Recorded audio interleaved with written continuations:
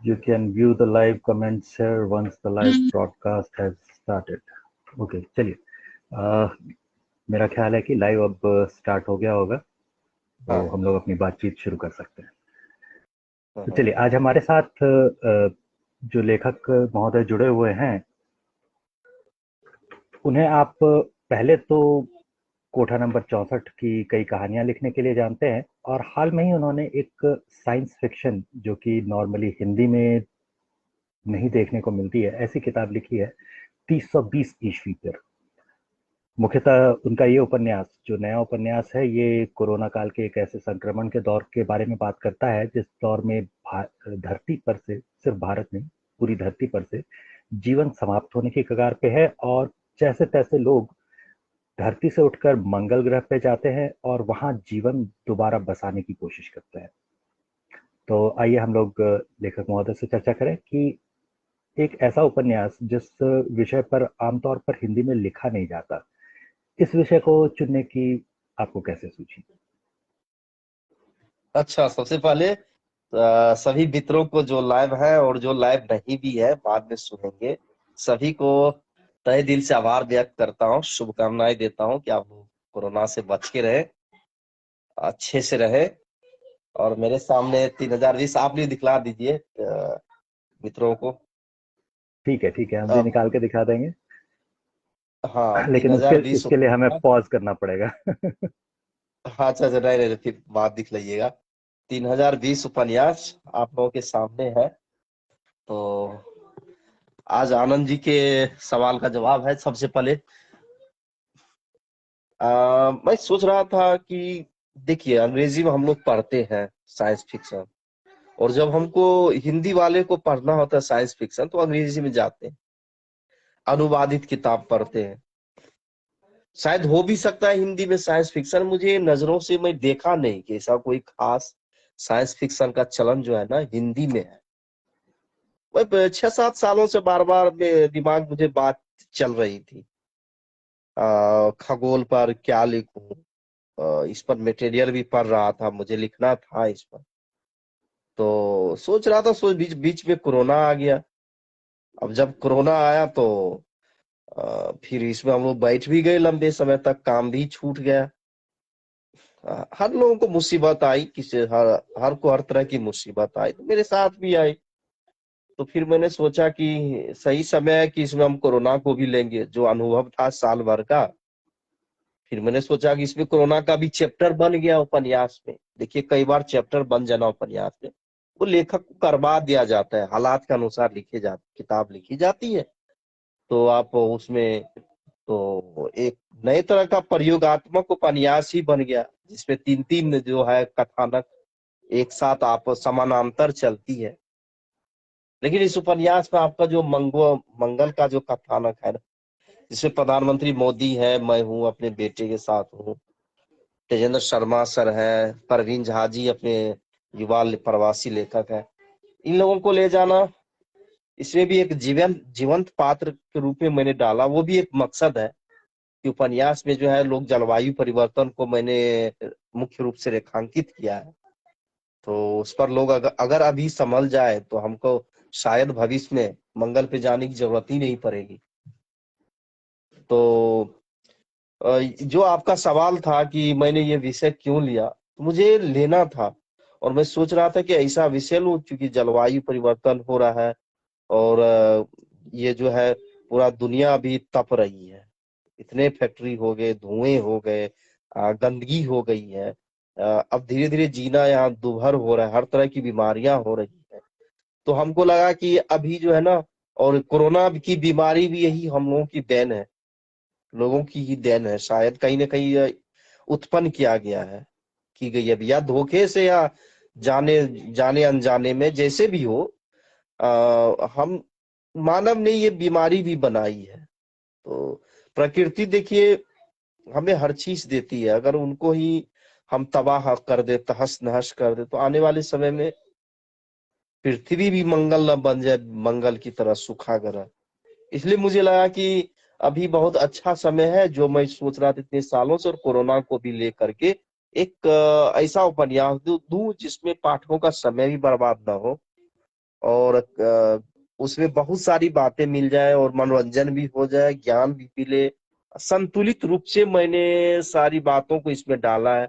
जो कोरोना का चैप्टर है वो शायद अभी आपको बोरिंग लगे, कुछ पढ़ने में बीच में इंटरेस्टिंग भी लगेगा, लेकिन कुछ जो डाटा है, लेकिन ये 10 साल बाद उसको जब बच्चे रिसर्च करेंगे, शोध करेंगे इस विषय पर, उनके लिए डाटा बहुत ही महत्वपूर्ण होंगे, समझ रहे हैं ना। क्योंकि जनता की जो मेमोरी है ना, याददाश्त हमारी 2.5 दिनों की होती है हमारी, 2.5 दिनों के बाद हम भूल जाएंगे उसको। लेकिन इसमें जो किताब में जब पॉइंट है ना, ये 10 साल बाद इसकी अलग ही कीमत होगी। तो समय के साथ किताब निखरती है, आप समझ रहे हैं ना। हिंदी में साइंस फिक्शन का चलन नहीं है, तो शुरू शुरू में तो मुझे दिक्कत हुई, छपने में भी दिक्कत कई पर, लेकिन कुछ प्रकाशकों को लगा कि ये चलेगी, और अभी देखिए किताब अच्छी चल रही है। इसका मतलब है युवाओं को विषय चाहिए हिंदी में। अब लोग जो है ना, वो प्राचीन जो क्या बोलते हैं, अपनी परंपरा से ऊपर उठ करके हम लोग कुछ नया लाने की कोशिश कर रहे हैं, और युवा पाठकों को देख करके ही पता चलता है। जी, हिंदी में कई बार इस किस्म के उपन्यास जो भी लिखे गए हैं, उनको अक्सर लुगदी साहित्य की श्रेणी में डालकर बिल्कुल सिरे से खारिज कर दिया जाता था। अगर आप उस दौर का अगर आप याद करें, जिस दौर में राजन इकबाल जैसे कॉमिक्स चला करते थे, उस दौर में ऐसी कुछ हम्म किताबें आती थी, कुछ लेखक ऐसी किताबें लिखा करते थे जिनको आप आज के हिसाब से साइंस फिक्शन, हिंदी का साइंस फिक्शन कह सकते हैं। लेकिन ऐसी हम्म ज्यादातर किताबें लुगदी साहित्य कहकर सिरे से खारिज कर दी गई, इन पर कभी कोई बात हुई नहीं हम्म हिंदी हम्म साहित्य की हम्म दुनिया में। एक जो दूसरी चीज आपकी किताब की आलोचना की वजह रही, वो ये कि जैसा अभी अभी आपने बताया कि आप मोदी जी को अपने साथ मंगल ग्रह पे ले जाते हैं अपनी किताब में। इसके अलावा भी कई जीवित पात्रों को, हालांकि लेखकों के लिए बड़ी आम बात है कि किसी न किसी जीवित पात्र पर ही उनके उपन्यास के चरित्र, उनके पात्र आधारित होते हैं, लेकिन कभी साफ साफ बताया नहीं जाता। आपने इसके बदले जीवित पात्रों को बिल्कुल साफ साफ इंक्लूड किया है अपनी किताब में कि भाई ये पात्र ऐसा दिखने वाला और इसी नाम का, वो आपकी किताब में शामिल दिखा है, और वो कैसा बर्ताव कर रहा होगा एक खास परिस्थिति में, उसे आपने दर्शाने की कोशिश की है। तो ये अनुभव कैसा रहा, जैसे मोदी को शामिल कर देना या फिर जीवित जिन लोगों से आपका परिचय है उन लोगों को सीधे सीधे शामिल कर देना अपनी किताब में, तो क्या प्रतिक्रियाएं रही इन लोगों की? अब देखिए, चूंकि मुझे लगा कि विषय बहुत गंभीर है, जलवायु परिवर्तन है, खगोल विज्ञान पर है, साइंस पर है, और हम मोदी जी स्वच्छ भारत अभियान चला रहे हैं कई सालों से। ये भी प्रदूषण कम करने का ही एक जरिया मार्ग। अब देखिए, उनको भी तो देश की जनता ने ही चुना है, कोई भी हो। हम्म। अगर यहाँ जी। पे कोई दूसरे पार्टी की भी प्रधानमंत्री होते, मैं उनको भी लिखता, फिर उस तरीके से उनको भी लिख करके मैं ले जाता। अगर उसमें आपको पढ़ेंगे तो पूरा का पूरा वो खगोल विज्ञान का फिक्शन है। मोदी जी पर थोड़ी बहुत उनकी जिंदगी पे बात हुई, क्योंकि जब आप इतने बड़े लोगों को पात्र बनाते हैं, तो उसमें थोड़ा बहुत होना चाहिए कि उनकी थोड़ी पृष्ठभूमि की भी बात होनी चाहिए। कि उपन्यास में बहुत सारी बात चलती है, तो लेखकों का अधिकार होता है कि कुछ इस तरह की बात भी चलाए, समझ रहे हैं ना, कि बोर न लगे। जी। तो नहीं तो मोदी जी को तो पूरा का पूरा एक वो आध चैप्टर देख लीजिए, उसके बाद मोदी जी पे बहुत ज्यादा बात नहीं है, पूरा का पूरा खगोल विज्ञान पे है। मोदी जी से, परवीन झा जी से सवाल पूछते हैं, तेजेंद्र शर्मा सर से ऑनलाइन उस पे, या वो जो है इसरो के चीफ है उनसे, के शिवम जी से पूछते हैं, तो खगोल विज्ञान के सवाल पूछते हैं। और मोदी जी को इससे रुचि रही है खगोल विज्ञान पे, इस पर तो कई बार हम लोग न्यूज वगैरह में सुनते रहते हैं, देखते रहते हैं, वो जाते भी हैं, देखते हैं। तो इस इसलिए हमको लगा कि जिनको देश की जनता ने चुना है, कम से कम इतनी बड़ी आबादी में से लोगों ने चुना है, तो उसको क्यों न जीवंत पात्र में ढाले। जब लोग पढ़ेंगे उपन्यास को, तो आखिर उपन्यास का मकसद क्या है, कि खगोल विज्ञान साइंस फिक्शन से हम जलवायु परिवर्तन पे काबू करने के लिए, पृथ्वी की जनसंख्या कम हो, हमारे देश की साफ सुथरा हो, इसी को ध्यान में नजर में रख करके मैंने किताब लिखी है ना, समझ रहे हैं ना। हमको लगा कि अगर जीवंत पात्र देंगे तो लोगों को ये बात ज्यादा समझ में आएगी। केवल प्रधानमंत्री अकेले थोड़ी देश बचा सके, कोई भी प्रधानमंत्री किसी भी देश का हो, या दुनिया कोई अकेले एक दो नेता नहीं, वो पूरा लोगों को लगना पड़ेगा ना इसके लिए। तो मुझे लगा कि इसमें मोदी जी को पात्र ले। अब जब मोदी जी को ले रहे हैं तो उनके साथ घूमने फिरने के लिए मंगल पे कुछ ऐसे लोग भी चाहिए, जो स्वाभाविक है। मानव कहीं भी जाएगा तो अकेले नहीं रह सकता, समझ रहे हैं ना। तो उस तरह का माहौल मैंने बनाया, ऐसे ऐसे पात्रों को लिया। अब कोई दूसरा पात्र लेता काल्पनिक, तो वो भी सवाल जवाब करते मोदी जी से। तो मैंने सोचा कि परवीन झा जी है, बहुत पढ़े लिखे, बहुत प्रतिभाशाली व्यक्ति हैं, तो उनको लगा कि उनको बहुत ज्यादा जानकारी होगी खगोल पर, तो ऐसे पात्र मेरे दिमाग में आ गए, क्यों ना इनको ले लूं। बोला तेजेंद्र सर को भी लेते एक बुजुर्ग के रूप में जिनसे, तो हमको लगा कि इनको जोड़ करके ये अच्छा कॉम्बिनेशन बन जाए, संयोजन। कि पाठकों को देखिए, सबका मकसद एक ही है, पाठकों को ध्यान केंद्रित करना, पाठक बनाना। एक लेखक का काम सबसे ज्यादा महत्वपूर्ण लेखक बनाना नहीं होता है, उनको पाठक बनाना होता है। उसी से एक भाषा का योगदान होता है। अब पाठक कम है, आप पाठक कैसे बनाएंगे? अब नई नई बातें लिखेंगे तब तो युवा जुड़ेंगे ना आपसे। जब जी। मैं ही गोदान लिखूं, मान लो प्रेमचंद जमाने की कहानी लिख दूं या रेणु के जमाने के, हमसे पाठक नहीं जुड़ेंगे ना, वो सीधा वही खरीद के पढ़ेंगे ना। अब हमको सीधा वो युवाओं को जुड़ना रेणु है। क्यों ना खरीद करके पढ़ लें, वो आपकी किताब क्यों पढ़ें, फिर ये बात है। हाँ।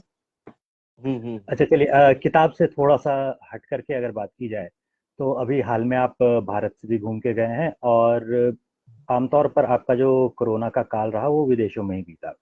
तो जो हम्म। संयोजन रहा या कोरोना को नियंत्रण करने के जो तरीके रहे भारत में और विदेशों में, क्या उनमें बहुत ज्यादा अंतर रहा या ऐसा कुछ आपको देखने में आया? अंतर रहा ना। मैं जब था पिछली बार जनवरी में, फरवरी में भारत में था, जब पुस्तक मेले में आया, तो कोरोना फैलना शुरू हुआ था थोड़ा थोड़ा थोड़ा। उसके बाद में यूक्रेन आ गया, तो यहाँ फंस ही गया पूरा पूरा। तो क्या बात क्या है, इधर आबादी कम है, समझ रहे ना, लोग कम है, घर दूर दूर है, वैसे भी एक दूसरे को लोग छूते नहीं है। जो कीव शहर है, बस वही थोड़ी सी भीड़ है, वही कोरोना फैली ज्यादा, बाकी जगह पे इतना फैली नहीं यहाँ पे। फिर हम्म। भी कोरोना यहाँ भी है, अगर तुलना करें तो हर जगह है तो लोगों ये का। नियंत्रण जो है, आबादी एक बड़ा मुद्दा रहता है अगर अब किसी आबादी बड़ा स्थिति में मुद्दा जंग लगी रहता है तो। ना, और अपने यहाँ लोग समझते भी नहीं है। बड़ी आबादी है और मार्केट अपने यहाँ भीड़ भाड़ होता है, घर नजदीक नजदीक, तो अपने यहाँ ज्यादा फैली कोरोना। और अपने यहाँ चूंकि हर तरह के लोग हैं, बहुत ज्यादा गरीब, बहुत ज्यादा अमीर, मध्यम वर्ग, वर्गीय, निम्न मध्यम वर्गीय, इतने वर्ग हैं अपने यहाँ। तो जो सबसे मतलब मध्यम वर्ग थे, या उनको ज्यादा दिक्कत हुई। जो कहीं छोटे छोटे कंपनी में काम करते थे या प्राइवेट कंपनी में, उनको ज्यादा दिक्कत हुई। कईयों की नौकरी चली गई अपने देश में। तो अपने यहाँ कंट्रोल करना थोड़ा बहुत मुश्किल काम है, समझ रहे हैं ना। अपने यहाँ बहुत ज्यादा हो हल्ला हुआ, तबलीगी जमात, ये कहीं नर्स को खदेड़ के, कहीं डॉक्टर को खदेड़ के मर रहे हैं, मारे, बहुत तरह की भ्रांत धारणाएं भी अपने यहाँ, ये सब यहाँ नहीं है। यहाँ पे अगर तुलना ये करें तो ये लोग सभी तो समस्या है पढ़े वहाँ। लिखे हैं। हाँ, समझदार है, जो गाइडेंस होता है उनको लोग फॉलो करते हैं यहाँ पे। ठीक है। तो यहाँ भी फैली है, लेकिन यहाँ का थोड़ा धीरे जो है ना, स्पीड धीरे है। तो अपने यहाँ का स्पीड बहुत तेज है। फर्क यही है। अब तो उसके अनुसार मुझे जब प्लॉट बना रहा था, तो भारत के बारे में तो पता ही था, जो जिन पात्रों को मैं लिया दिल्ली में, वहां रुकता हूँ ज्यादातर, तो उन पात्रों के नाम सारा चीज उनके दिमाग में मुझे था, तो लिखने में मुझे सहूलियत हुई। और अखबार उखबार में हर दिन पढ़ते रहते हैं, सारा चीज तो जानकारी तो होती है ही, और भारत में रहने का इतना बड़ा अनुभव भी है। तो फिर यूक्रेन का भी पात्र, सोच चूंकि यूक्रेन में हूँ, तो यहाँ से भी पात्र लेना पड़ा, ता, ताकि मेरा जो है ना, उपन्यास में थोड़ा विविधता है। देखिए, मैंने इस बार उपन्यास जो पढ़ा है ना, कई मित्रों के उपन्यास अपने अच्छे अपने अच्छे। अपने उपन्यास में आपने अपनी पत्नी को भी शामिल कर रखा है, अपने बच्चों को भी शामिल कर रखा है शायद, जो कि हम्म। शायद विदेश के ही नागरिक हैं। हाँ हाँ हाँ हाँ हाँ हाँ हाँ, उनको भी शामिल कर रखा है।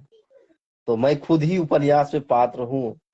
तो क्योंकि मैं इस बार लिखना चाह रहा था ना साइंस फिक्शन में भी, जो अंग्रेजी साइंस फिक्शन पढ़ेंगे, वो कई बार आपको जो है ना, मुझे लगा कि हिंदी में जो है ना इस तरह से नए प्रयोग किया जाए, खुद ही डाल, मैं एक मतलब पात्र के रूप में आऊं, बच्चों को भी लूं, लोगों को जो है ना अलग तरह का प्रयोगात्मक उपन्यास लगे, कुछ नया लगे, और इससे थोड़ा प्रभावी भी होगा उपन्यास।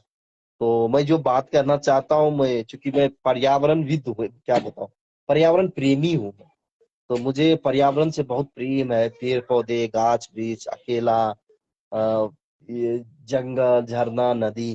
तो उसको देखते हुए मैंने जीवंत पात्रों को रखा है कि जो भी पाठक पढ़ेंगे ना उनको कहानी याद रहे लंबे समय तक। और जब कहानी देखिए, जब तक उपन्यास पढ़ के किताब अगर लोग एक दो दिन में भूल गए तो सोचिए वो असफलता है किताब की सबसे बड़ी। किताब की जो बात हमेशा याद रह जाए, पात्र का संगठन जो है ना इस तरह हो, और माहौल जो है, जो फिजा बोलते हैं, वह वातावरण उपन्यास का ऐसा हो कि 50 साल बाद भी कोई उठाए उपन्यास तो वो छोड़े ना, वो लास्ट तक पढ़े। और खामियां तो हर किताब में होती है थोड़ी बहुत, तो उस पर भी हम लोग आमतौर चर्चा पर करेंगे। आमतौर पर लेखक शायद हमेशा इसी इरादे के साथ अपनी किताब लिखते हैं कि उनकी किताब पाठकों को कम से कम 50 साल तो याद रह जाए, या उनके जाने के बाद भी याद हम्म। रह जाए। कई बार इस इरादे के हाँ हाँ। साथ ही लिखी जाती है। अच्छा, जैसे आपने शुरुआत में अंग्रेजी फिक्शन और हिंदी फिक्शन के अंतर की बात की, तो अंग्रेजी फिक्शन में अगर हम लोग जैसे ऑर्थर हेली की किताबें देखें, जो व्हील्स या एयरपोर्ट जैसी किताबें लिखते हैं, तो इनकी किताबें फिक्शन तो होती हैं, मगर काफी ज्यादा ज्यादा उनका शोध जो होता है वो वास्तविकता के इतने नजदीक होता है कि आप कभी फर्क नहीं कर पाएंगे कि हम्म। एयरपोर्ट की कहानी जब वो लिख रहे हैं तो वो सचमुच के किसी एयरपोर्ट पे बैठ के नहीं लिखी गई, या फिर अगर वो व्हील्स लिखते हैं तो वो किसी कार की कंपनी में नहीं बैठे हुए, या फिर अगर वो न्यूज़पेपर लिखते हैं तो उन्होंने अखबार का दफ्तर नहीं देखा। तो ये जो शोध होता है, जो वास्तविक शोध होता है, ये शोध की कमी जो हिंदी उपन्यासों में दिखती है, इसकी एक वजह जो मेरी समझ में आती है वो ये है कि हिंदी के लेखकों को लिखने के लिए उतने पैसे नहीं मिलते। मतलब लेखक हम्म। पूर्णकालिक लेखक नहीं होता, उसके पास अपना कोई एक और पेशा होता है, मुख्य पेशा कोई और है। अगर आप किसी को बताएं भी कि मैं लेखक हूँ, तो वो बोलेगा हाँ ठीक है लेखक हो, लेकिन करते क्या हो, मतलब पैसे वैसे कमाने के लिए क्या हम्म। कर। तो हाँ, दिक्कत ये है। क्या ऐसा लगता है आपको कि शोध इस वजह से हिंदी में कम होता है? हाँ, क्योंकि हिंदी में जो है ना लोग बहुत ज्यादा खर्च नहीं कर सकते। एक मैं अभी कोई अलग तरह का उपन्यास लिख रहा हूँ, तो मैं वहां जाता हूँ डेली यूक्रेन में, तो वहां मैं जाता हूँ, वो कई बार जाना हुआ, बहुत महंगा है, डॉलर दे के घुसना पड़ता है वहां, क्योंकि वो न्यूक्लियर है ना पूरा, जो 1986 में हुआ था, चेरनोबिल का, बहुत हम्म। भयावह था, बहुत लोग मरे थे। जो चेरनोबिल तो एक फेमस न्यूक्लियर थी। हादसा था ना चेरनोबिल प्लांट में, वो न्यूक्लियर प्लांट में। कई लोगों ने शायद उसकी डॉक्यूमेंट्री देख रखी होगी, अभी हाल में काफी हाँ, चर्चित बहुत थी वो सारे चेरनोबिल। मटेरियल बहुत है, लेकिन वहां के जा करके एकत्रित करना पड़ता है मटेरियल मुझे बार बार। 6 महीने पे 7 महीने पे जाता हूँ मैं अपने आप को लगता है कि मैं वहां रह रहा हूँ, इस तरह दिमाग बनाना पड़ता है, बहुत एकत्रित करना, क्योंकि मैं जो है ना तथ्य तथ्य पे लिखना चाहता हूँ कोई भी चीज। तो मेरा जो भी किताब पढ़ेंगे ना, आपको लगेगा कि ये वहीं पे घूम रहे हैं आप, पढ़ते समय आपको लगेगा। तो जैसे मेरे कोठा नंबर 64 भी लिख रहा था, तो कई बार जाना हुआ, कितनों से इंटरव्यू लेना पड़ा। और ऐसे मेरा वो आप पढ़ेंगे किन्नर वाले किताब, हिजरे वाले, उसमें भी लगेगा कि बहुत सारी जानकारी मिलेगी। एक देखिए, मैं जो कोशिश करता हूँ कहानी तो लिखूं ही मजेदार, लेकिन उसमें जानकारी भी होनी चाहिए। अब देखिए समय बदल गया है, अब केवल केवल आप घर में बैठ करके आप नहीं लिख सकते हैं। अब जो है ना कई तरह के साहित्यिक आंदोलन हो चुके हैं, लिखी जा चुकी है। अब जो है हिंदी में शोध की कमी इसीलिए रह गई कि अब एक तो हमें पैसे की जरूरत होती है, और ज्यादातर हिंदी वाले उतने गंभीर नहीं होते हैं। एक तो प्रकाशक की तरफ से दिक्कत होती है, वो छपने की दिक्कत होती है, अब वो खत्म हो गई है दिक्कत। पहले 4-5 प्रकाशक बड़े होते थे, वही सब कुछ था, तो मठाधीश होते थे, और कई अच्छे अच्छे लेखक बेचारे छोड़ देते देखना, एक लेखक बन करके मर जाते, नहीं बन पाते थे। तो भाई अब तो अब इस आपकी इस बात से मुझे एक और चीज का ध्यान आ गया। आपकी पढ़ाई लिखाई तो जेएनयू जैसी जगहों से हुई है, और आगे भी आप विदेशों में काम करते रहे हैं। अनुवाद का काम करने का आपका कई वर्षों का अनुभव है। हम्म। तो ये सारा अनुभव और ये सारी जान पहचान होने के बाद भी क्या आपके लिए छपना उतना ही मुश्किल रहा? मतलब आमतौर पे हम मानते हैं कि आप मुझे एक खास विचारधारा से मैं नहीं जुड़े देखिए हुए हैं। दिक्कत हो गया क्या, मेरे पास अभी दो कहानी संग्रह, दो उपन्यास नहीं छपे हैं, बताइए। अभी मेरी 5 किताबें छप गई है। ठीक। ठीक है। तो मैं 2018 से छप रहा हूँ। अब क्यों है इतनी किताबें जमा हो गई, क्योंकि शुरू में मैं कहीं भेजता था ना सीवी, तो पैसे मांगते थे। आ, इधर मैं विदेश आ गया 2015 में। 1-2 साल ट्राई किया, नहीं छपी, छोड़ दिया। विदेश आ गया। विदेश आ गया तो फिर मैंने कोशिश की, तो कई प्रकाशकों ने पैसे मांगे। कि कुछ कोई जवाब नहीं देते थे, कोई पैसे मांगते थे। अक्सर कोई किसी ने 50,000 का बना के भेज दिया मुझे कि दिल्ली का, अब क्या बताओ, नाम लूंगा तो चलिए उसे पर्सनल पे जाने हो देते जाएगा। हैं। कहाँ जाने देते हैं। तो किताब नाम मेरी जाने फिर धीरे देते हैं। धीरे, फिर एक दिल्ली के लेकिन प्रकाशक ने छापा। प्रकाशन के जगत में ऐसा होता है ये। आने वाले लेखकों को अगर मालूम रहे तो बेहतर होता है। इसलिए अब नाम दिक्कत चलिए भी जाने होती है। दीजिए तो। अब प्रकाशक वही बहुत है, कई करेंगे हम छाप देंगे, क्योंकि अब मुझे वहां लगता है कि मुझे पांडुलिपि देने की जरूरत ही नहीं है। ठीक है। कहीं आ, लेकिन ये जरूर है कि प्रकाशन ऐसा हो आपका जिनकी थोड़ी बहुत नेटवर्किंग हो। अगर हम्म। मेरी 2 किताब नहीं चली छप करके भी, उसका मटेरियल बहुत अच्छा है, लेकिन उनकी नेटवर्किंग नहीं थी प्रकाशक। तो अभी अभी अच्छा, मुंबई में मतलब किताब वो चली नहीं। प्रचार प्रचार की समस्या भी लेखकों के पास रहती है। हाँ, प्रचार की समस्या रहती है। आजकल देखिए, अब बड़े प्रकाशक भी अब सोशल मीडिया का सहारा ले रहे हैं। बड़े प्रकाशक जो कि सालों तक उनको ये अहंकार था कि अरे हमसे बड़ा कोई नहीं है, हम तो ऐसे चला लेंगे। लेकिन अब वो भी सोशल मीडिया का सहारा ले रहे हैं, क्योंकि किताब, अब देखिए, थोड़ा भी आपकी किताब में दम है, कंटेंट में थोड़ा भी, और थोड़ा आपके प्रकाशक छोटा भी है, लेकिन वो पहुंचा देता है किताब। ऑर्डर आते, देखिए सबसे बड़ी बात है किताब का, जब ऑर्डर आए ना 1-2 दिन में भेज दे, ये हम्म। क्षमता होनी चाहिए बस प्रकाशक कि जो नया प्रकाशक खुल रहे हैं ना, उनको अमेजन के अलावा दूसरा वो भेज ही नहीं पा रहे हैं। उसे स्टॉल में भी रखवाना चाहिए, वो भी नहीं होता है। तो उनके पास नेटवर्किंग की कमी होती है। और क्या, अमेजन पे वही किताब स्टॉल बिकती है में जिसमें स्टॉल में रखवाने किताब को स्टॉल में रखवाने के बारे में हमने कुछ प्रकाशकों से बात की थी। तो उनमें ये भी जानकारी आई थी कि कई बार जो किताबों के दुकानदार होते हैं वो बिल्कुल स्पष्ट मान्यता रखते हैं कि भाई 10 साल से पुराना प्रकाशक हो तभी हम उसकी किताब रखेंगे, अन्यथा रखेंगे ही नहीं। तो कई बार शायद दुकानों में इस वजह से भी किताबें नहीं पहुंच पाती होंगी। नहीं पहुंच पाती है। तो नए प्रकाशक के पास एक चीज है आज के समय में, कई लोग, एक फ्लाइट ड्रीम्स प्रकाशन है, वो बहुत इसी तरह कर रहा है। सोशल मीडिया पे बहुत अच्छा प्रचार करता है, वीडियो बनाता है, प्रमोशन इस तरह डालता है। तो उनको युवा पाठक मिल जाते हैं ठीक ठाक। इससे उनको नया नया कनेक्शन भी क्या मिलता क्या है। नाम कुछ बताया किताबें आपने प्रकाशन का? क्या नाम फ्लाई बताया ड्रीम्स आपने प्रकाशन? प्रकाशन, fly fly dream. Dream publication है। अच्छा अच्छा। काम कर रहा है, और रॉयल्टी भी देते हैं वो, देखिए, और प्रचार भी कर रहे हैं। उनकी ऑफलाइन मार्केटिंग पर भी वो धीरे धीरे चल रहा है, लेकिन ऑनलाइन से ही वो ठीक ठाक कर लेता है। आपके सामने ही जिम खुद एक प्रकाशक है जो कि ऑनलाइन से ही वो अपना दबदबा बनाया। अब वो ऑफलाइन में भी घुस रहे हैं। लेकिन कुछ पारंपरिक प्रकाशक है, जैसे मेरे प्रकाशक है, जिनका ऑफलाइन मार्केटिंग भी सामान्य में, तो जो कानपुर के 8-9 प्रकाशन, उनकी नेटवर्किंग अच्छी है। अगर आपकी दिल्ली से किताब 4-5 प्रकाशन से ना आए तो वो ठीक है। कई मामले में तो आगे भी है। जैसे अमन की नेटवर्किंग कई मामले में आपको राजकमल से भी फास्ट है। आपको जो है ना, वो फास्ट किताब पहुंचा देंगे देश के किसी को भी। तो ये बहुत मायने रखता है। ये जिनके पास है वो कोई भी वो थोड़ा भी उपन्यास में दम है तो चला लेंगे प्रकाश। तो अगर और एक मैं एक लेखक चीज की और कह रहा हूँ, समस्या। जी एक चीज बताइए। और कह रहा हूँ कि किताब तो आजकल छप जाती है, लेकिन उनका दूसरा संस्करण 2 ही 3% किताब किया। देविका, इदी तुदा, इदी तुदा। बच्चे रह रहे हैं ना दोनों, वो खेल रहे हैं। तो दूसरे तरह की समस्या भी है।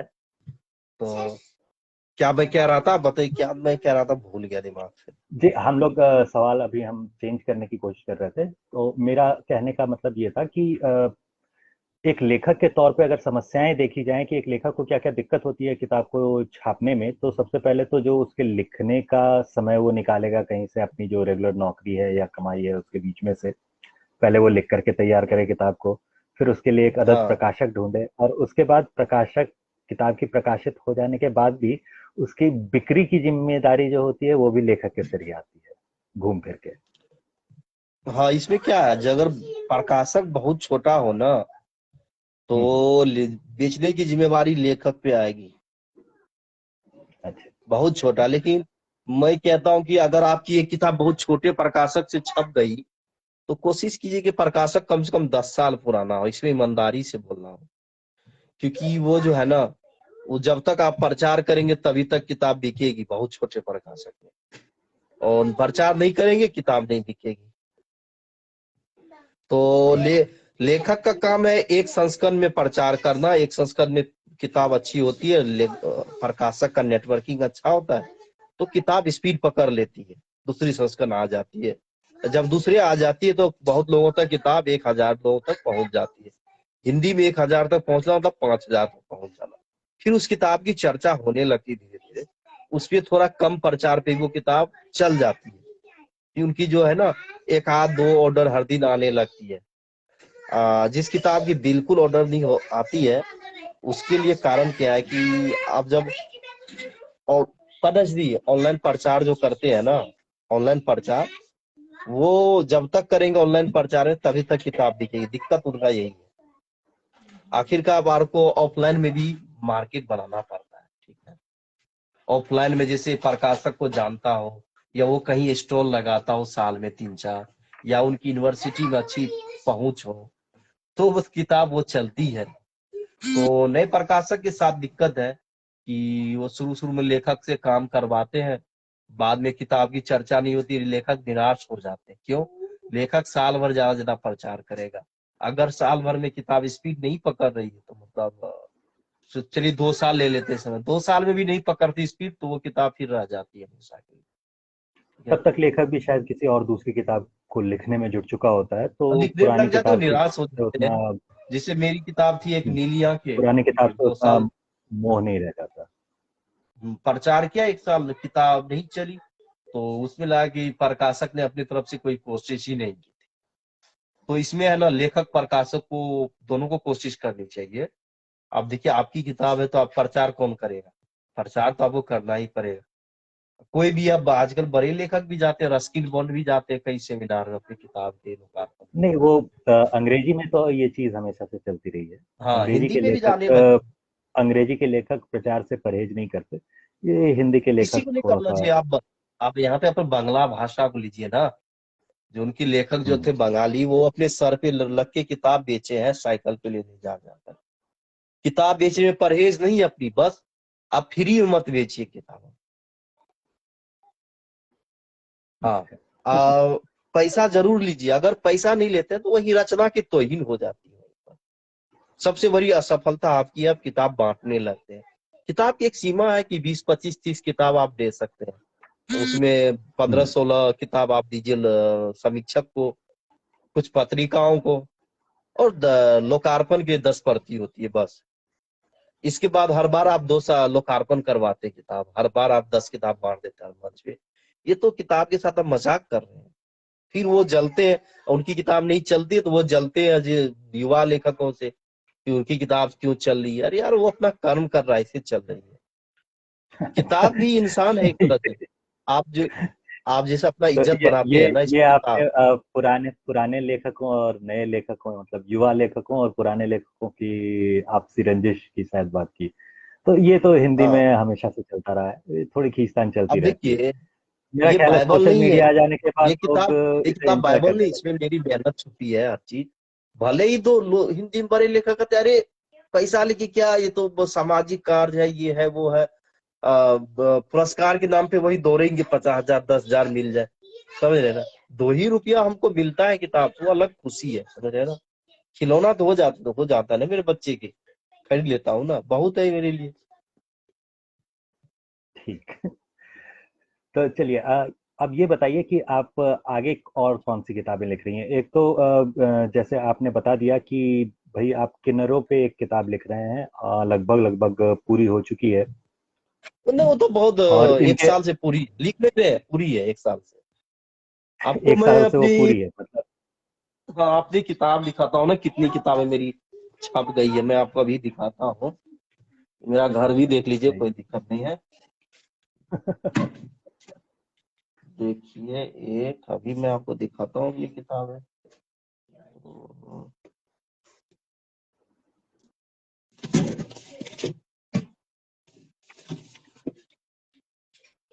तो मैं अपनी अपनी सारी किताबें आपको दिखाता हूँ अभी जो छप गई है। ये किताब छपी थी नीली आंखें, अब इनका दूसरा संस्करण कहीं से लाऊंगा प्रकाशक से। तो 3 साल हो गए उनके यहाँ से कोई संस्करण नहीं आया, लेकिन हम्म, ठीक ठाक था, प्रकाशक नए थे शुरू में। तो वो, तो ये किताब आई यूक्रेन पर है, ये कहानी संग्रह नीली आंखें, रोमांटिक कहानी संग्रह।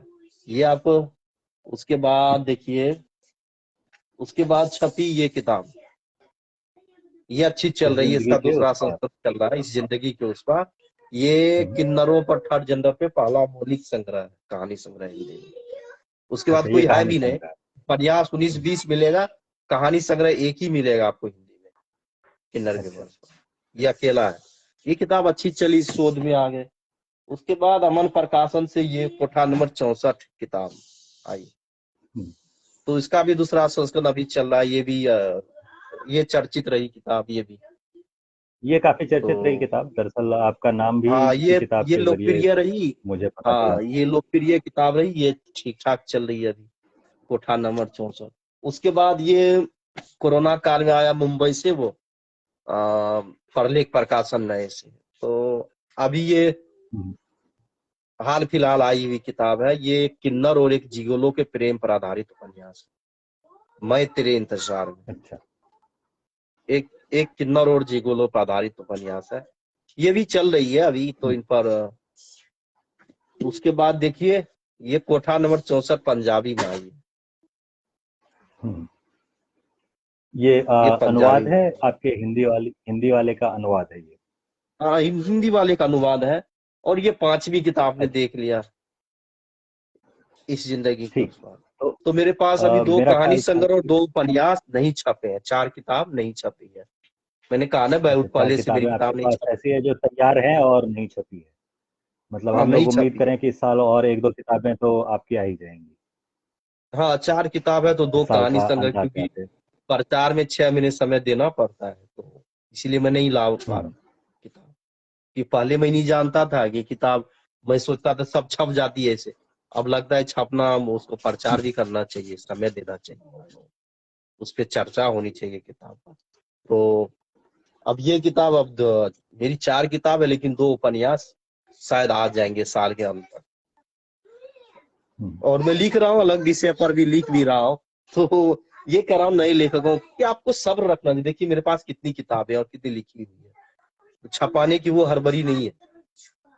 तो आप हड़बड़ी रखेंगे तो आपका लोग फायदा उठाएगा हड़बड़ी का, वही आपको पैसा, फिर अच्छा। आप फ्री में छप पैसे देके छपवाएंगे, किताब नहीं चलेगी, फिर आपको जलन होगा किसी से, फिर आपको लगेगा यार ये लेखनी में कुछ भी, आप निराश हो जाएंगे।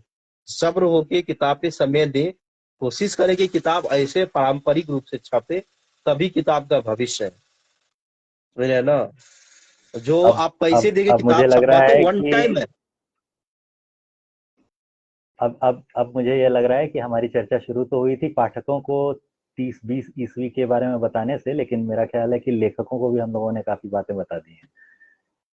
जो आने वाले नए हाँ, बहुत लेखक जानकारी। हैं जो अपनी किताब प्रकाशित करने की कोशिश कर रहे हैं, उन्हें भी शायद इस इंटरव्यू से काफी जानकारी मिल जाएगी। हाँ, तो बहुत फिलहाल जानकारी हम मिली, लोग देखिए पांचवा अच्छे। वापस हम लोग अपनी इस किताब पर आते हैं, 30-20 ईस्वी पर।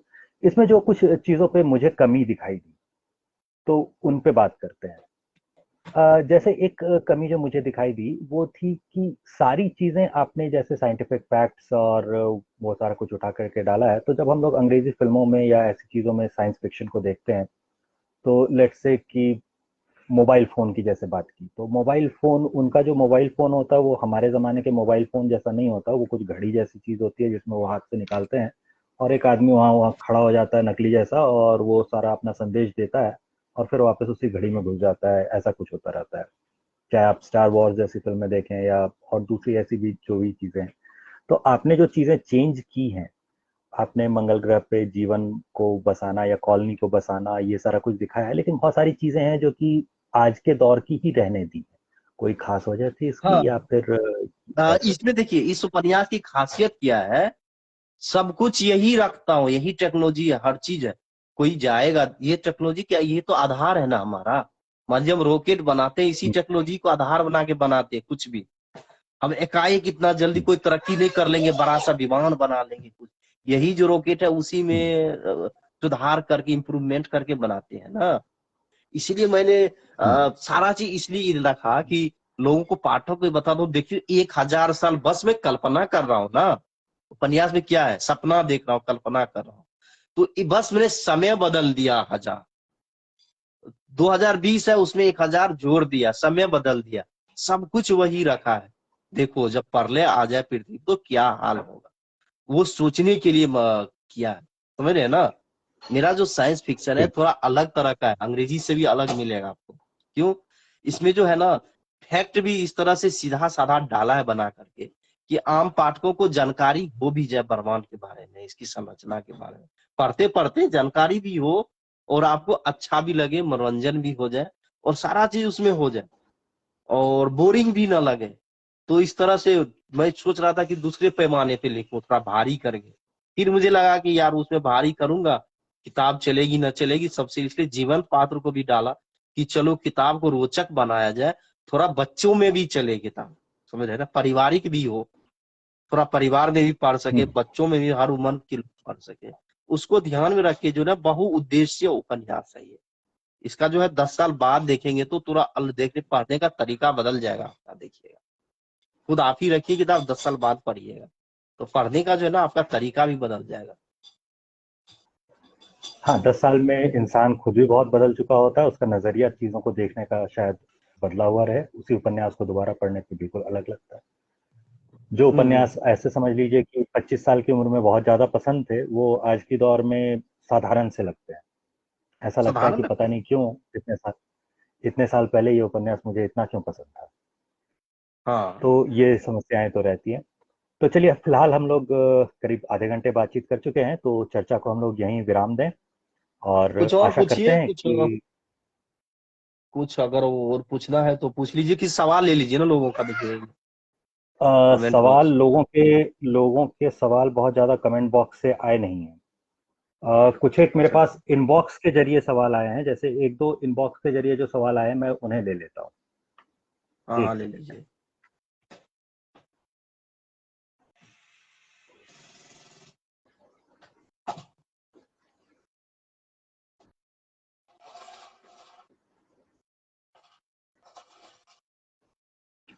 ओके, एक एक सवाल आया हुआ है भाषा पर।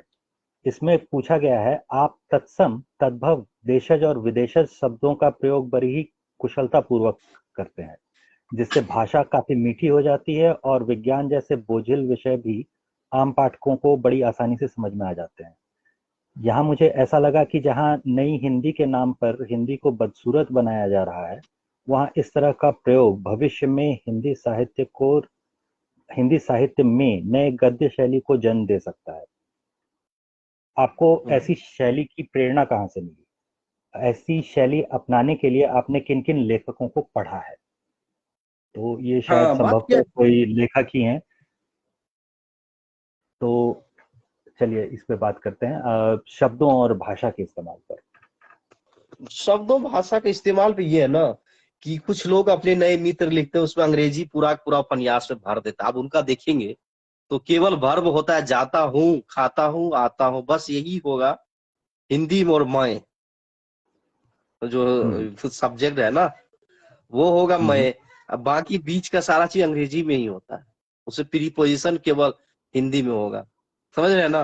अब बाकी सब उनका जो पढ़िएगा पूरा पूरा अंग्रेजी शब्द भर देते हैं, उनको लगता है कि हम अंग्रेजी, उनको एक इन्फेरिटी कम्प्लेक्स, नीचता का भावना है, नीचता की भावना होती है दिल में कि हमको अंग्रेजी शब्द भर देने से उपन्यास अच्छे हो जाएंगे, अरे लोग कहेंगे अंग्रेजी भी जानते हैं लेखक इस तरह। लेकिन ऐसा नहीं है, आप हिंदी में लिखते हो तो हिंदी में लिखो या अंग्रेजी में लिखते हो शुद्ध अंग्रेजी लिखो, खिचड़ी वाला चीज कहीं भी मतलब वो पास नहीं होती, समझ रहे हैं ना। तो लोग क्या करते, खिचड़ी कर देते हैं। लेकिन ऐसा नहीं है कि आप तत्सम को छोड़ दो बिल्कुल, तद्भव को, देशज को, विदेशज को, उनको मिला करके जो है ना आपको अच्छा संयोजन में लिखना चाहिए। अंग्रेज भी ऐसे करते आ रहे हैं अपनी किताबों को, उनमें फ्रेंच शब्द भी मिलेंगे 15,000, उनको तरीका है इस्तेमाल करने का। अब जो अंग्रेजी का शब्द इस्तेमाल करते हैं, एक जैसे स्टेशन है, इस तरह के शब्द जो फेमस हो गए उनको हम नहीं हटा सकते। अब कुछ ऐसे शब्द डाल, जैसे कन्फर्मेशन है, इस्तेमाल इनकी हिंदी है, कुछ और शब्द है।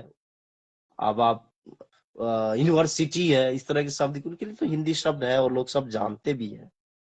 ऐसे शब्दों को आप हिंदी में ही लिखना सही रहेगा।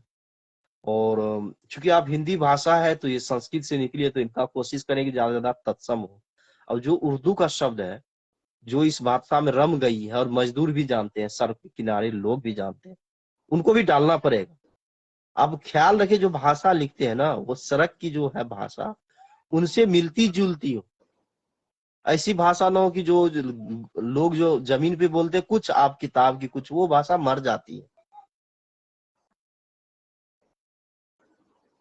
तो भाषा जीवित मोटे तौर होती पे ये कहा जाए कि आप जिन जिन पाठकों से आप संपर्क करना चाहते हैं, वो पाठक जिस भाषा में बात कर रहा हो या जिस भाषा को में सहज हो, उस भाषा में ही किताब को है। हाँ लिखा जाए।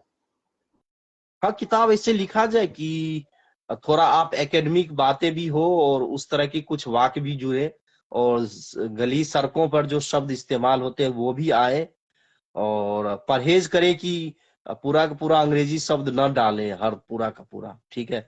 मैंने इसके लिए देखिए, मैंने तो कई भाषाओं में किताब पढ़ी है, रसियन में, इंग्लिश में, फ्रेंच में, जापानी में, हिंदी में, उर्दू में। तो हिंदी उर्दू की मुझे समान जानकारी है, मैथिली में भी पढ़ लेता हूँ मैं किताब, बंगला में भी पढ़ता हूँ देखिए। और मुझे पंजाबी भी आती है, गुरुमुखी लिखा है मेरी किताब, इसको भी पढ़ते रहता हूँ बैठ करके, कि पंजाबी पढ़ना मैं जानता हूँ अच्छी तरह से। तो पंजाबी कई भाषा जाने की जो है ना आपको फायदा होता है कि आपको सबकी शैली पता होती है, उस शब्दों का कैसे इस्तेमाल करते हैं। तो आप जब हिंदी में लिखेंगे ना, जो ज्यादा भाषा है सीख करके, वो हिंदी को नहीं बिगाड़ेंगे। वो पूरा पूरा मैं अंग्रेजी नहीं डालूंगा, जब मुझे अंग्रेजी की अच्छी जानकारी, मैं अंग्रेजी में किताब में लिख सकता हूँ समान तरीके से। लेकिन मैं हिंदी में अंग्रेजी शब्द वहां कहाँ डालता, आपने मेरा उपन्यास पढ़ा है, आपको कहीं लगा कि कहीं आपको लगा होगा कि मीठा हर जगह शब्द, आप शुरू एक तो बार क्या होगा आपने। ये जैसे अगर आप मान लीजिए कि अभी जैसे आपने एक शब्द इस्तेमाल किया था कन्फर्मेशन, तो कन्फर्मेशन वगैरह जो है ये हम लोग आमतौर पर इस्तेमाल करते हैं, या फिर कई बार हम लोग बातचीत के दौरान उर्दू या फिर अरबी फारसी से आए हुए शब्दों का इस्तेमाल करते हैं। जैसे अभी कई बार हम इस्तेमाल शब्द का प्रयोग कर रहे हैं, तो इस्तेमाल के देखिए ये बदले तो प्रयोग देखिए, कहा जा सकता है। प्रयोग भी कहा जाए, दोनों का इस्तेमाल हो रहा है। उर्दू शब्द का फायदा ये हो रहा है कि उर्दू ने हमारा शब्द बिगाड़ा नहीं, सबका वो देखिएगा, हम्म, जो फिल्म में देखते हैं सबका हिंदी शब्द जिंदा है, तत्सम जिंदा है। लेकिन अंग्रेजी के साथ दिक्कत क्या, अंग्रेजी जो आती है तो ये दोनों मर जाती है, उर्दू के शब्द भी और तत्सम भी, वो अच्छा। दोनों को गायब कर देते, दिक्कत ये है। लेकिन उर्दू के शब्द इतने सालों से पढ़ रहे हैं। लेकिन हम लोग देखिए, कविता शब्द कहाँ मिटी, हम गजल भी बोलते हैं, शायरी भी बोलते हैं, मरसिया भी बोलते हैं, उसमें इनको भी जोड़ते हैं, समझे ना। लेकिन उर्दू के अब मोहब्बत अच्छा। है, इतने हम कितना मोहब्बत प्यार, लेकिन वहीं पर स्नेह भी जिंदा है, संस्कृत का शब्द अनुराग भी जिंदा है, समझ रहे हैं ना। और इस्तेमाल करते उन सबको हम ये, लेकिन उनका संयोजन हम उर्दू वाले हिंदी वाले जान चुके हैं कैसे करना है, कहाँ करना है, कब करना है। लेकिन ये सामंजस्य अंग्रेजी के साथ नहीं हो पा रहा है। मैं बहुत ही बड़ा लिंग्विस्टिक सवाल पूछ रहा हूँ, बहुत पेचीदा सवाल है।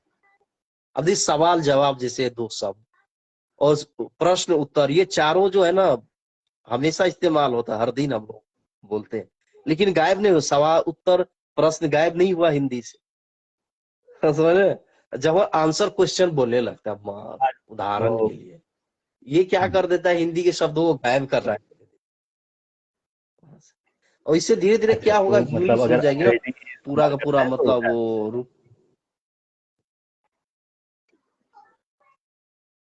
हाँ, क्योंकि इधर 200 साल में अंग्रेजी आई है ना, तो 1000 साल से हिंदी उर्दू है हमारे, और के हम्म, शब्द अरबी फारसी के। कम जब पृथ्वीराज चौहान कब हारा था, 1000 कुछ ईस्वी में हारा था, उसके बाद आना हुआ तो उस मुस्लिम समय से कल्चर ये सब, तो उसके साथ अब देखिए वो लंबा है, एक लंबा समय लगा। उसमें हमने शब्द शब्द नहीं लिया उनका, हम उर्दू फारसी नहीं बोलते हैं, अब हिंदी बोलते हैं, यहाँ की भाषा। और उनके शब्द तो देखिए सारी भाषाओं में है, पंजाबी में भी है, मराठी में भी है, बंगला में भी है, जो वो तो प्राकृतिक रूप से लंबे समय में आया है ना, मजदूर भी बोलते हैं, गली सड़कों के की भाषा बन गई है। तो उर्दू, हिंदुस्तानी, हिंदी, मैं तीनों को एक ही तराजू के भाषा समझता हूँ। ठीक है। तो एक एक और जो सवाल आया हुआ है इनबॉक्स में, ये भी किसी लेखक ने ही पूछा है मेरे ख्याल से। यहाँ पर समानांतर कथानकों की बात उन्होंने की है। जो सवाल है वो कहता है, आपने बड़ी चतुराई से समानांतर कथानकों का प्रयोग अपने उपन्यास में कई जगह किया है। क्या आपको ऐसा नहीं लगता कि हिंदी में ऐसे प्रयोगों की अभी भी कोई जगह नहीं है? समानांतर कथानकों के बाद हाँ इन्होंने कुछ एक्स्ट्रा लिखा नहीं है, लेकिन चलिए, हाँ, समानांतर कथानक, एक से तब ज्यादा इसमें कहानियां आपकी एक इसमें साथ चल इसमें रही क्या है होती हैं। कि इस उपन्यास में आप देखेंगे कोई नायक नहीं है, एक तरह से हम्म। कोई आपको नायक नहीं मिलेगा इस उपन्यास में।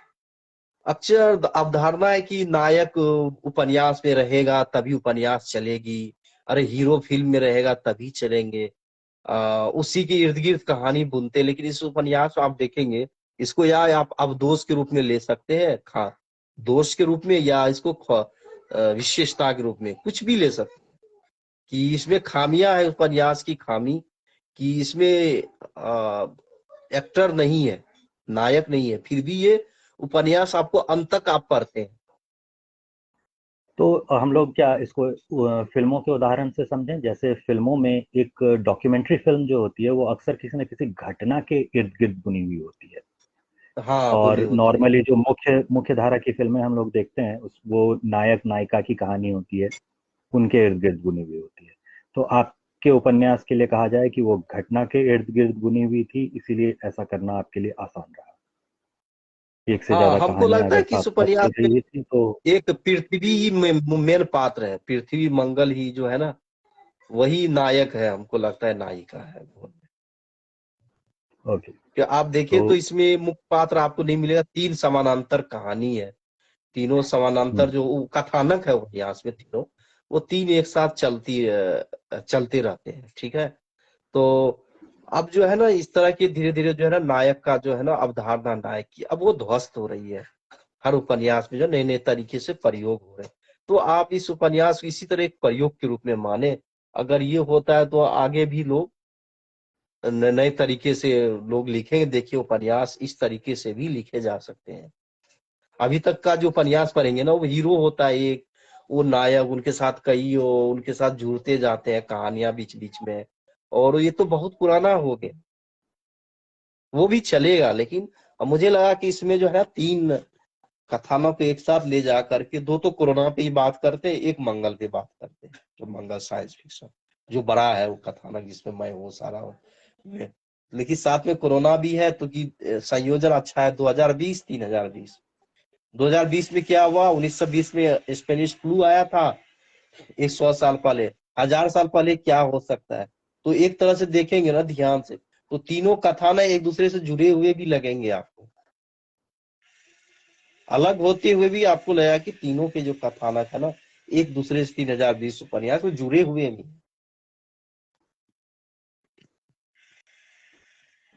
आप बताइए। ठीक है, तो अब एक एक और आखिरी सवाल, ये भी इनबॉक्स के जरिए ही आया है। हाँ एक सेकेंड, मुझे इसे बाहर निकाल लेने दीजिए। हाँ हाँ। हाँ, ये फिर से वैज्ञानिक लेखन पे है। इसमें पूछा गया है कि आपको लगता है कि आने वाले दिनों में इस उपन्यास के माध्यम से हिंदी में भी नई परंपरा की शुरुआत हो सकती है। हिंदी और भारतीय साहित्य में शोध और तथ्य जुटाकर उपन्यास लिखने की परंपरा नहीं है। आपने अपने उपन्यास में वैज्ञानिक हाँ तथ्यों का बड़ा ही सटीक इस्तेमाल किया है, और क्या इससे हिंदी में भी नई परंपरा की शुरुआत हो सकती है? तो क्या आपने हिंदी में हाँ। कोई ऐसे उपन्यास देखे जिसमें तथ्यों का इस तरह से इस्तेमाल किया जा रहा हो? देखिए बहुत ज्यादा जो हिंदी में है ना, हम लोग की कहानी ग्रामीण पृष्ठभूमि की होती है या बनारस की होगी, या आजकल एक कैंपस की हम्म, कहानी है, यही तक सिमट गई है हिंदी को उपन्यास और कहानी ज्यादातर। ठीक है, कुछ हम्म, प्रवासी लेखक हैं जैसे तेजेंद्र सर वगैरह है, कुछ लेखक है सुधाम ढिंगरा जी है, कुछ और है, और अपने परवीन झा है, जो नए तरह के गद्य लिख रहे हैं। तो इस तरह के कुछ एक लेखक है जिनकी लेखनी में थोड़ी बहुत विविधता मिलेगी। अब बाकी आप देखिए हिंदी के जो अपने युवा लेखक भी है, वो या तो कैंपस की कहानी लिख रहे हैं, या बनारस की कहानी, जो ज्यादातर बनारस की कहानी या गंगा के घाट के किनारे कहानियां हैं, या दिल्ली में ही कैंपस की कहानियां हैं, ज्यादातर छात्र राजनीति की कहानियां लिख देंगे या हॉस्टल में रहने की। ठीक है, उनमें भी विविधता की कमी है, सब एक ही तरह की बात को देखता हूँ घुमा फिरा के लिख रहे हैं। अगर आप मेरी लेखनी की बात करें तो मेरी किताब, हर किताब अलग होती है एक दूसरे से, और नए मिजाज की होती है, भले मुझे संघर्ष ज्यादा करना पड़ रहा है क्योंकि मैं एक प्रवासी लेखक हूँ। मेरे और जब भारत में था तो मेरी पृष्ठभूमि बहुत अच्छी थी नहीं, मैं ऐसे ग्रामीण पृष्ठभूमि से आया जहाँ शोषण हर चीज देख करके मैं आया हूँ, खुद झेल करके भी आया हूँ।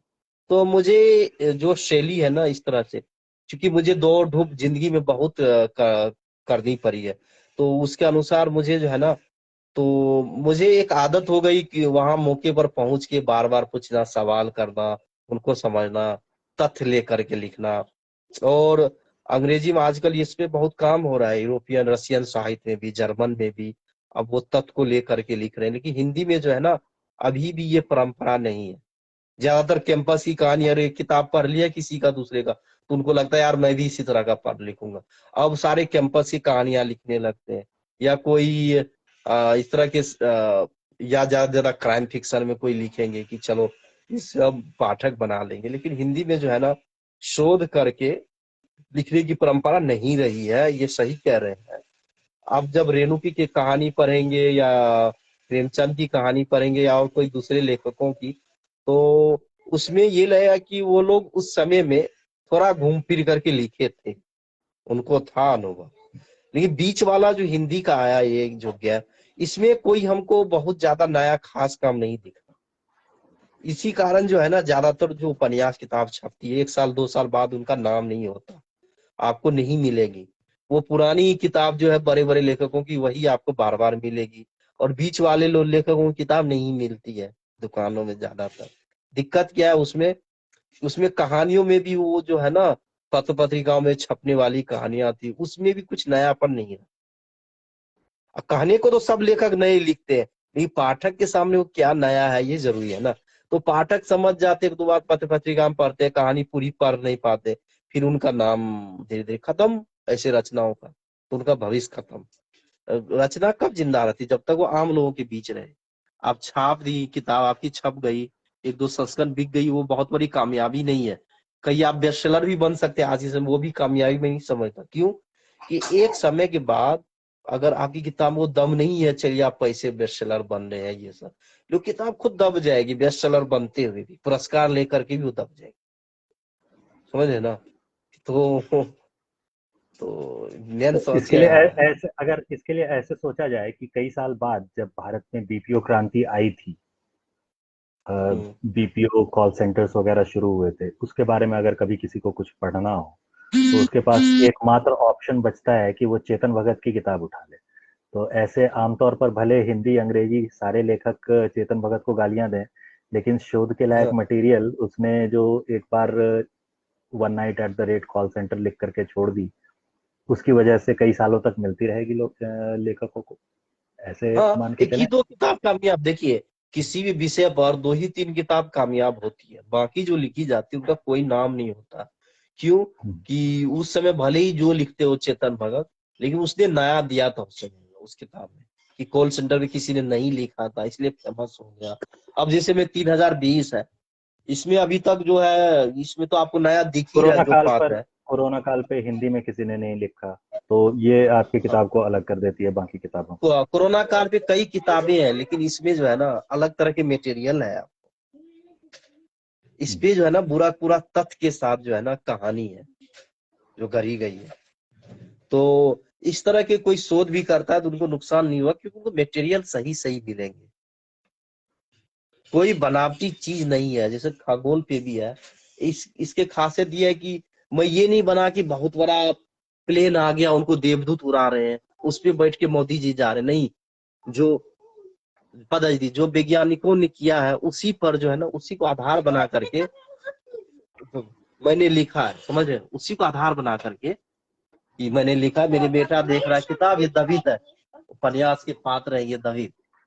हेलो। अब पात्र से मिल लीजिए तो उसका पकड़ जी तक किन्हीं को दिया पत्र के साथ। देखिए, पकड़ जी, देखिए ये दवित है उपन्यास के पात्र, क्योंकि मैं दिखा देता हूँ। और ये देविका है, ताकि पाठक भी देखे, ये भी पात्र है उपन्यास के। चलिए मैं थोड़ा अपनी पत्नी को भी, क्योंकि वो भी पात्र है उपन्यास में, तो उनको भी देखिए। मेरी किताब, सारे बच्चे मेरी किताब देख रहे हैं मत मत करके।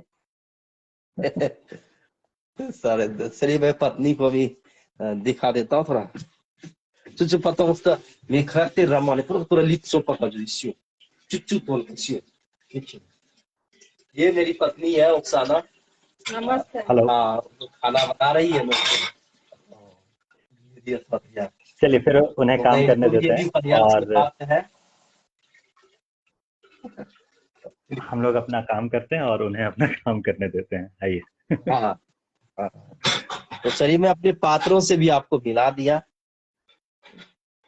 उपन्यास के पात्रों से, तो आप समझ गए होंगे उपन्यास पढ़ने का यहाँ पर। आप अनुभव कर रहे होंगे दवित को आप।